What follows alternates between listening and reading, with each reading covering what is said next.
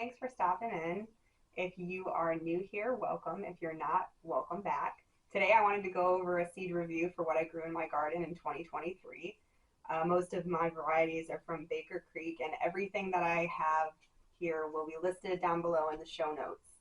I'm going to start with the leafy greens that I like the best.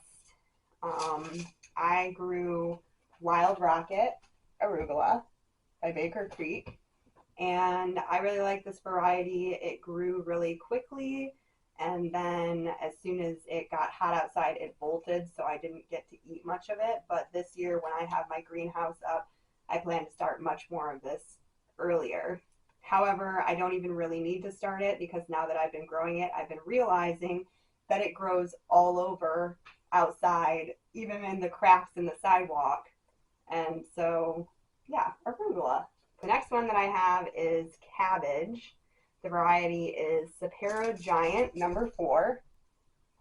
This is the biggest cabbage and the only cabbage that I've ever grown. You guys watched me do the pickled cabbage video, and you guys saw how big it was. It was like bigger than my head. So I would strongly advise that if you want to grow cabbage, this is the one to grow. And they're cold hardy, so you can grow them when it gets cold outside as well. For spinach, I like the Giant Noble, also from Baker Creek. I like it because it's a lot bigger than other spinaches, and I plan to start this one earlier in the year as well. Thousand Head Kale. I showed you guys this outside in one of my previous videos. This kale is still out there. There's snow on it and it's still thriving, so I strongly advise that you grow Thousand Head Kale if you're a kale person. I grew way too much of this. I don't know what to do with all of it, so next year I'm going to try to be a little bit more prepared for that. As far as squash goes, this is the first year that I grew Big Max pumpkins, and I only got one to grow. A little bit embarrassing, but yeah, only got one to grow, but I loved it, and I loved watching it come up from a little baby and become a big giant pumpkin, so I plan to do this more. This is the variety that you watched my daughter carve. This one is probably my favorite as far as pumpkins go, the Jack Be Little squash. I grew a ton of these, and I've been growing these for a few years now, and this is a staple in my garden. They look so fairy tale, and they just come up everywhere, and when you think that they're done, they're not. And then for watermelon, this is the first year that I grew watermelon. This is the strawberry watermelon variety, and I got quite a few of them. They didn't grow to size. This is supposed to be pretty big. This can get up to like 25 pounds, and it has a lot of disease tolerance. And even though that they didn't get to size, we still ate them, and they were still really good, even though they were only about this big. I like the early prolific straight neck as well. I didn't have a very good squash year as far as zucchini and straight neck goes, but when I do grow them, I do like this variety the best. Peppers. All right. For kind of an experiment, I grew this mini bell mix. They were really cute when they came up, and they were just kind of a fun thing to point out, but I didn't really enjoy eating them. They were full of seeds. They were full of seeds almost immediately, and they were not like the size that I thought that they were, like the minis that you would buy in the grocery store. They were quite a bit smaller, sort of like a golf ball, and their flavor wasn't great. But as far as something cute, if you want to grow something cute in your garden, it's very cute. Another pepper that I grew, this is the first time that I grew the Corbaci, and this is actually one of my favorites. They taste good even when they're still green. This is not a hot pepper, it's mild. It grew pretty prolifically, even though the plants were not very big, and I like that a lot. Some said that this was the most tasty thing that I grew this year, so I'll definitely be growing this one again. The daddle pepper. This is a hot pepper. This came as a free seed in my package this past year. I found that it was a little bit too hot and it didn't start to turn orange until really, really late in the season. So I didn't use these a whole bunch. But if you're looking for a nifty hot pepper, they are really pretty. This was also the first time that I grew I'm probably going to slaughter the name of this, but the Aji Carapita. This is a super rare pepper. It's considered to be one of the most expensive peppers in the world. I'll look up the information about how much people are actually paying for these things dry and I'll post it. But this was fun. This was fun to grow. It didn't have a whole ton of flavor, but if you are looking for something tiny with a lot of bite, this is it. And now moving on to tomatoes. I have a pretty sizable stack of tomato seeds. It's probably my most favorite thing to grow, and I'm going to start with the orange hat tomato. This is a determinate variety tomato that grows only about 3 to 4 inches tall. It grows about a clump of tomatoes when it does. They are probably the best tasting tomato that I've ever grown, but they grow, you can't grow a whole lot of them at a time, so that's a little bit inconvenient, but it's almost worth it to grow maybe just I might just do like a whole line of these next year. Brad's Atomic Grape.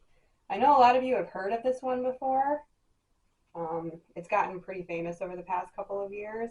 It really is as pretty as the picture. They do grow to look all stripy, purple, red, pink, yellow like that, and it's really striking to have out there in the garden. I don't think that this is the most tasty grape tomato that you can grow. I know a lot of people like it.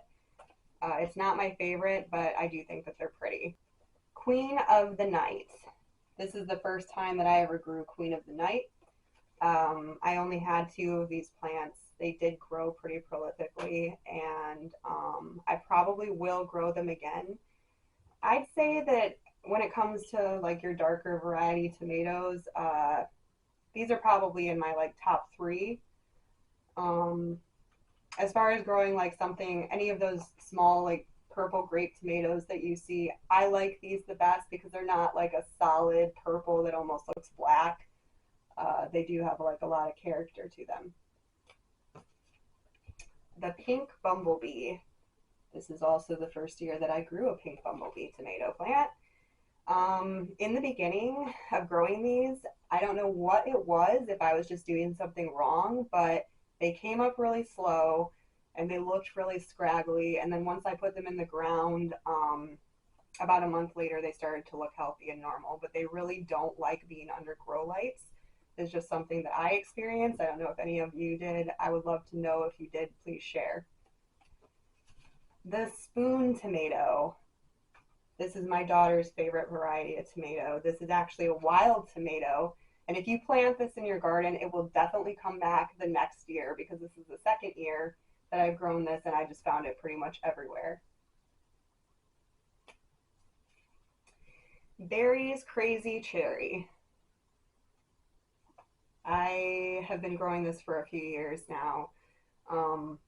I kind of forgot about this variety, and then when I got it back last year, I was convinced that I'll probably grow this every year in my garden.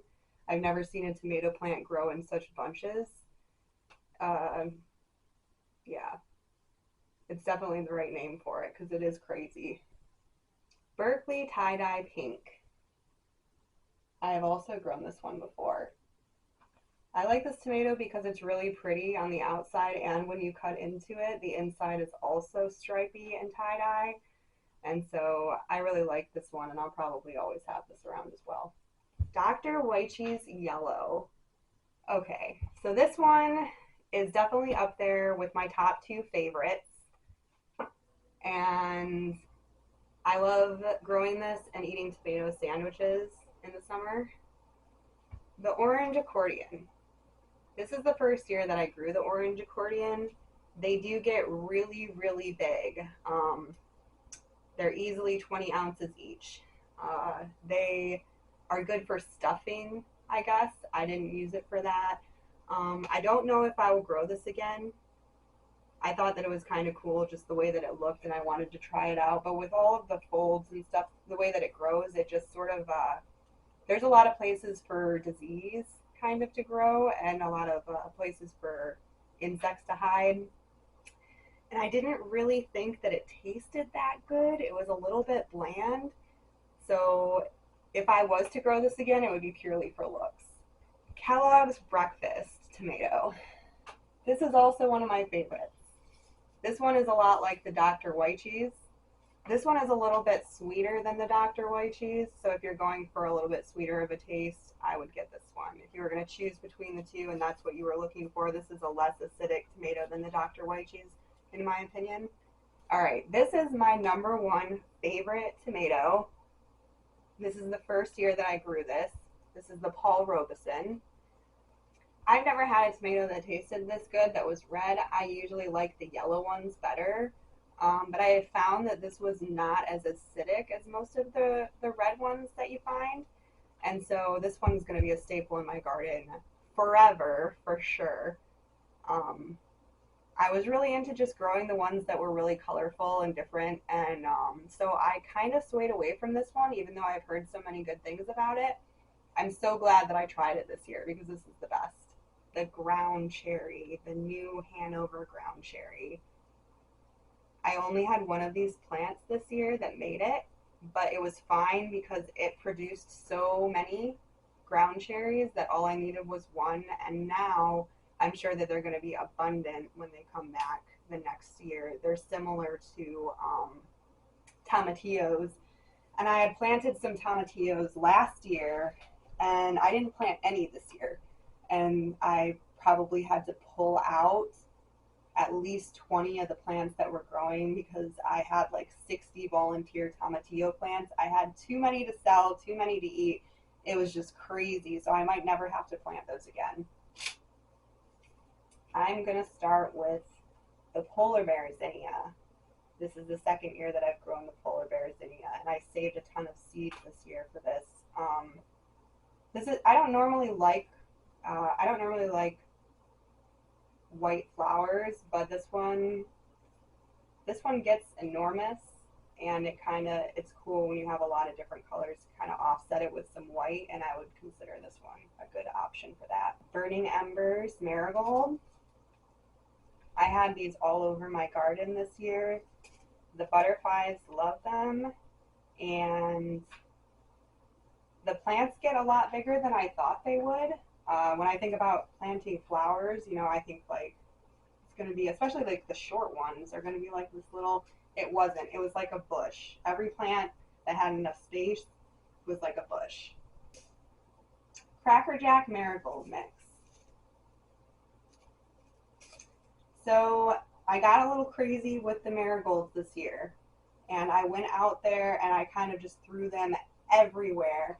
And it was probably the best idea that I've had about flowers in a while because I've had less hornworms than ever this year. And I kind of started to realize that that's what was happening. And so sometimes when I would go out there and be de-weeding, I would start like plucking the petals off of some of the live ones and just sprinkling them around areas where I felt like I had pest pressure, and it went away. And I didn't have to spray things. I did not grow this variety this year. I had a different kind of zinnia, but I'm looking forward to growing this one. This is not a Baker Creek variety. This is Outsider's Pride. This is the Lilyfoot mix. My daughter actually bought me this for my birthday. I'm really looking forward to growing it, along with a whole big pack of California Giants, which I haven't grown, but they're supposed to be just as big as the polar bear, and I'm really looking forward to that as well. I grew nasturtiums, and I've never grown nasturtiums before. I just learned about them, and I just think they're so cool. They came back. They died and they came back. So I got to see them twice over the summer.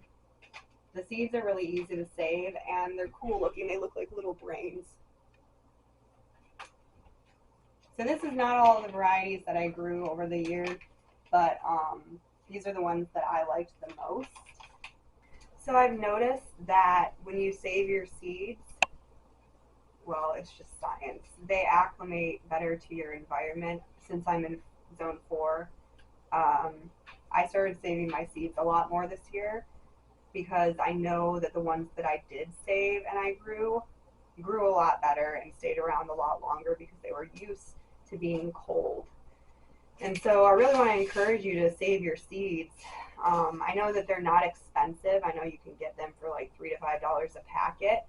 But if you go around your garden at the end of the year and you collect your dead heads, just snap off the brown flowers, you can have a whole seed packet from one flower. So you're saving yourself a lot of money in the long run. And I hope that you guys got a lot out of this. I'm going to link Baker Creek Seeds down below, and I'll also link where I got seed needs, the Outsider's Pride. And yeah, I hope you guys enjoyed this video, and I hope you all have a safe and lovely Christmas. God bless.